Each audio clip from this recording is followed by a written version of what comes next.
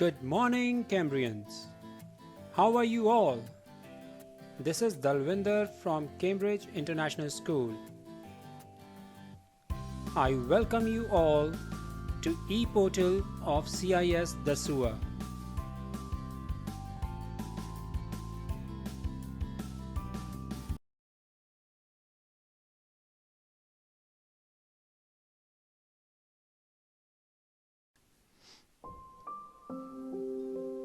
We are doing the fifth chapter of English Reader Beehive. The name of the chapter is The Snake and the Mirror. Let's take a quick recap of what we learned in the last video.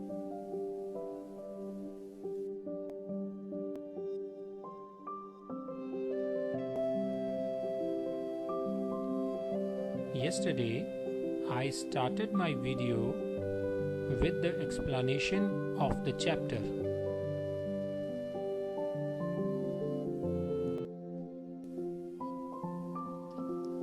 This story is about a homeopathic doctor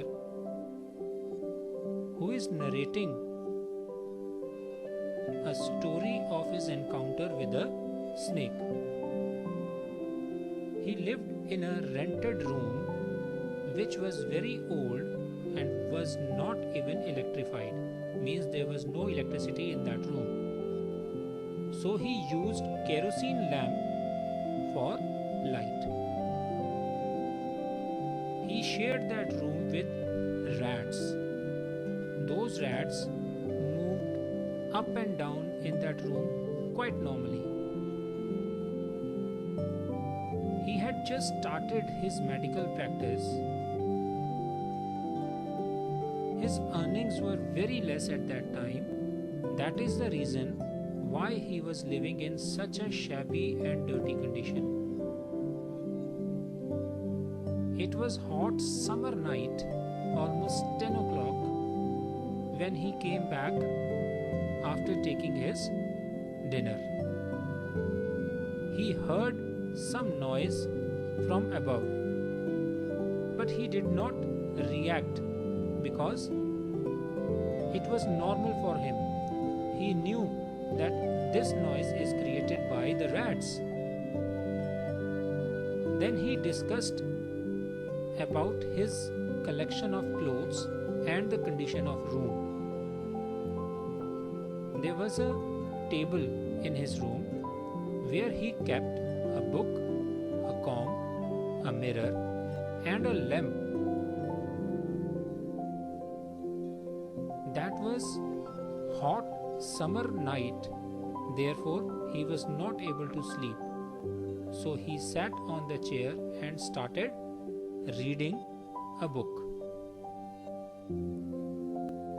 As he was sitting in front of the mirror, he looked at his reflection in the mirror. He was a young man.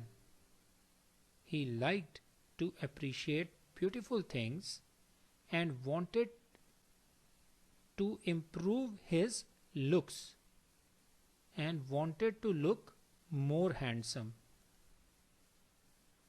He mentioned while looking at his reflection in the mirror that he wanted to keep thin mustaches and wanted to wear a smile on his face to look more handsome.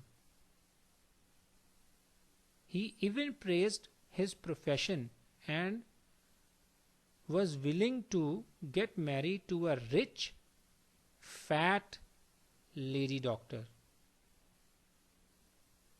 He gave a very genuine reason for that as well. The noise of rats was continuously disturbing him, but he ignored every time. Now that noise has stopped. All of a sudden, a rubber tube like thing fell on him. That was a snake. The snake coiled his arm. It was just 3 to 4 inches away from his face. The doctor didn't move. He paused his breathing also. He started remembering the God. When snake turned its hood towards mirror, it saw its reflection in the mirror, and he started moving towards the mirror. This was a chance when narrator can run away from there. Without wasting any time, he ran away from there, and he didn't look back. His friends inquired if the snake chased. He replied that he never looked back. His friends even asked him if he got married to a fat lady. In reply, he said that God wanted me to marry to a thin girl. Next morning, he went to get his stuff back from the room. But unfortunately, thieves have already stolen most of the things and left behind only one thing. That was his dirty vest.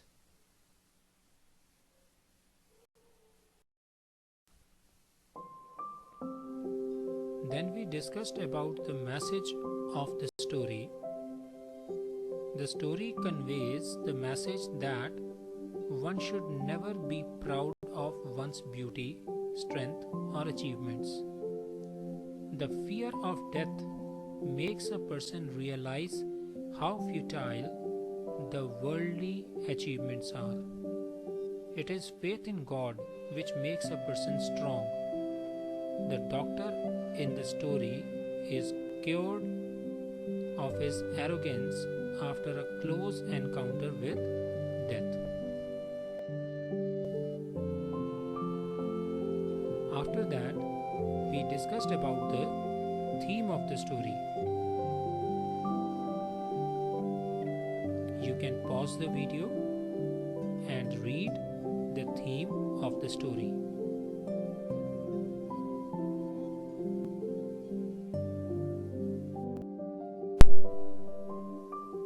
I shared with you some of the important value points of the chapter. Once again, you can pause the video to read them thoroughly.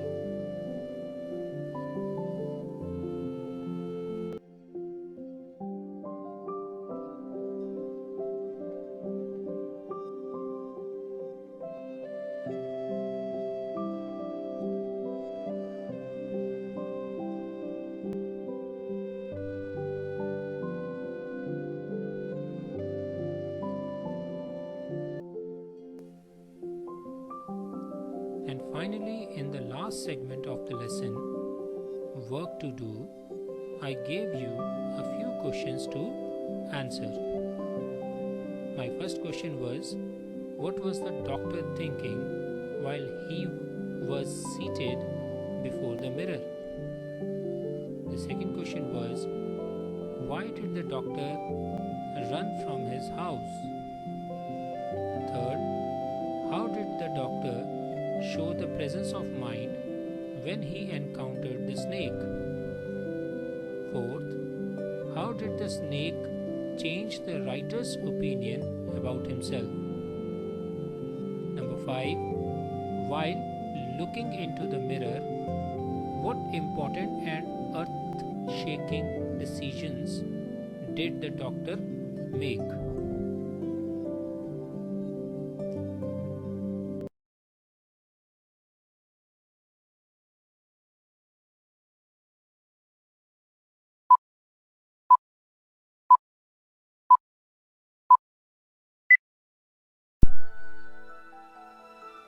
Let's start our today's lesson. We are doing Poem 5 of English Literature Beehive. The name of the poem is A Legend of the Northland. This is part 1.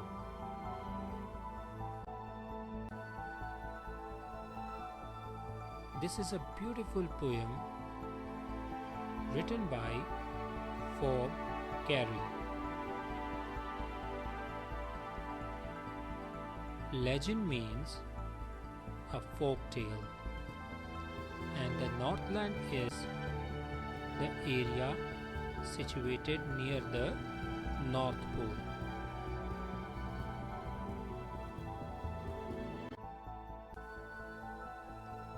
Let's talk about the poetess Fob Carey's personal life.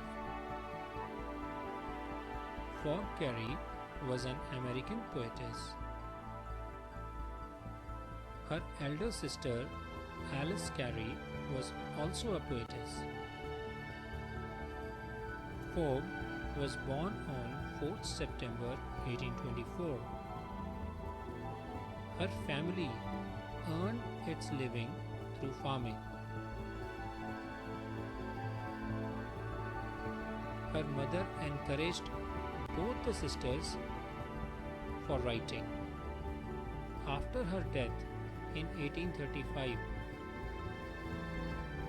their new stepmother prohibited them to write any such thing. The sisters co-published poems in 1849, and then each went on to publish volumes of their own.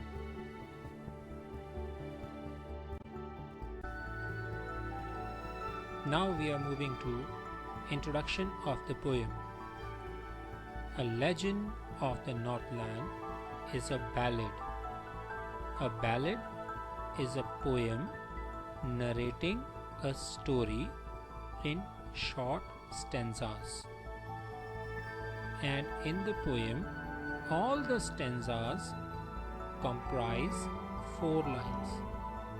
In total, there are 16 stanzas.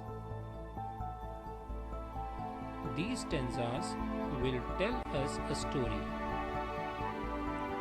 Ballads are part of folk culture or popular culture and are passed on orally from one generation to the next.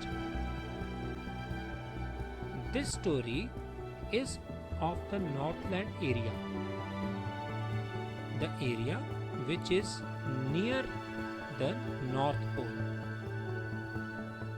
This exact place is not specified, but Northland means the area in the northmost part of the globe.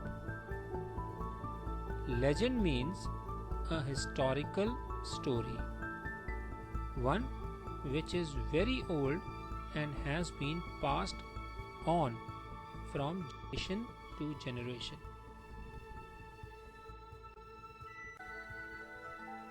Now I will explain the poem. Stanza 1. Away, away in the Northland, where the hours of the day are few, and the nights are so long in winter that they cannot sleep them through.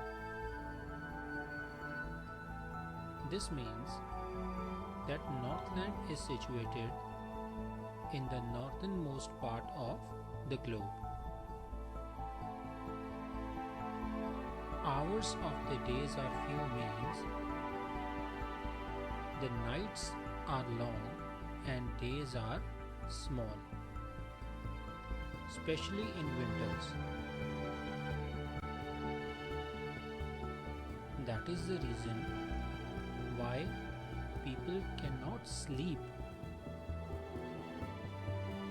throughout the night, because nights are very long. It can be of 16 hours also.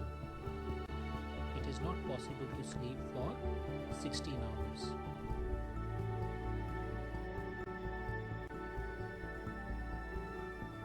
Second stanza. Where they harness the swift reindeer to the sledges where it snows, and the children look like bear's cub in their funny furry clothes. This means during the time of snow, the only way of moving from one place to another is through sledges. And reindeer pull those sledges. And children of that area wear warm clothes. These clothes are furry clothes, fluffy clothes, and they look like bear's cub.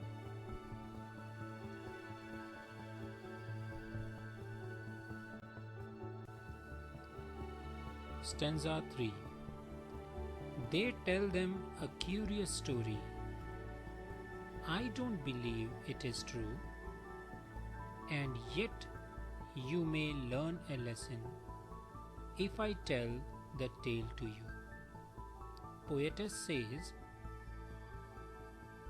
the people of Northland tell their children about a curious story, and poetess herself doesn't believe that this story is true. But still, this story conveys a beautiful message in it. Stanza 4.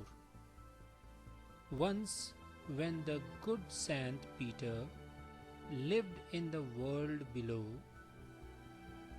and walked about it, preaching just as he did, you know. Saint Peter is follower of Jesus Christ. This story is set when Saint Peter was alive and living in this world. And he moved from one place to another, preaching about the God and good deeds, and he was well known for it.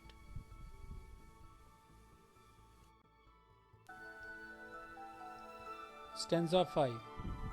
He came to the door of our cottage in traveling round the earth, where a little woman was making cakes and baking them on the hearth. When Saint Peter was moving from one place to another and preaching for God, one day he came to the door of a cottage. He saw there was a short-heighted woman. She was baking cake on the hearth. Hearth is a fireplace where cakes are baked.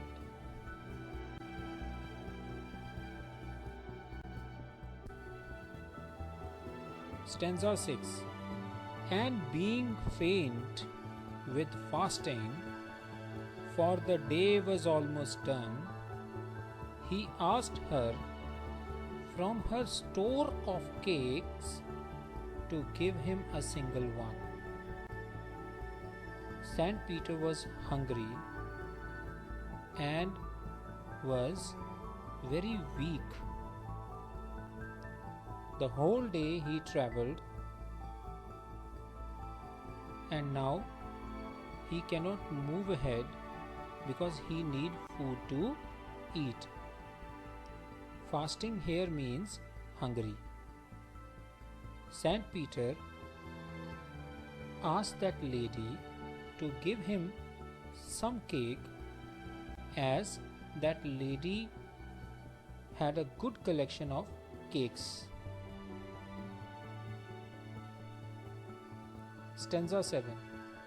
So she made very little cake, but as it baking lay, he looked at it and thought it seemed too large to give away.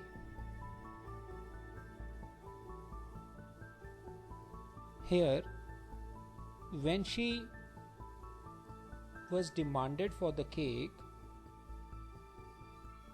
she didn't give the cakes which she had already prepared. She baked a new cake, small in size, but when the cake was baked, when it was completed, when it was ready to serve, at that time she felt that it is of same size as she already had, and it is very big to be given to any of the person.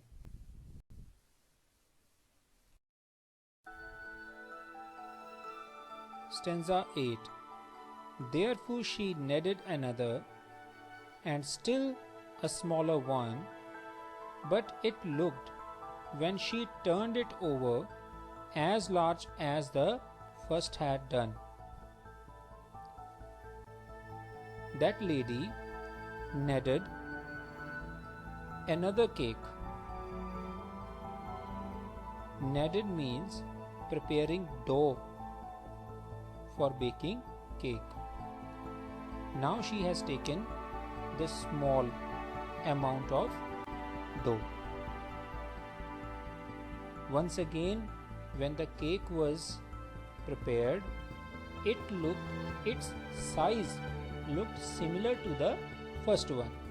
So once again, she didn't want to give that cake to the saint. Stanza 9. Then she took a tiny scrap of dough and rolled it flat and baked it thin as a wafer, but she couldn't part with that. Now she took the very small part of dough and she rolled it with a rolling pin and made it flat just like chapati, and it looked like wafer. You can check these out in these pictures. Once again, she was not even able to give that small piece of cake to the saint. Why all these things are happening? Because she was a greedy lady.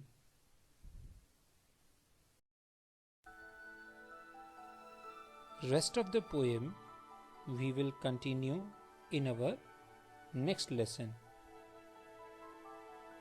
Based on today's part, I have a few questions for you in the segment Work to Do.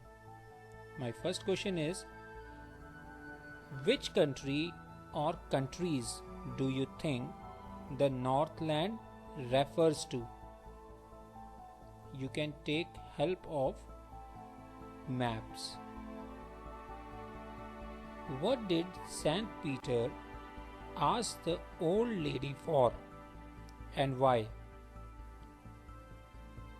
Third question, what was the lady's reaction? Fourth question, they cannot sleep them through. Explain this phrase. Write all the difficult words and their meanings in your personal word bank.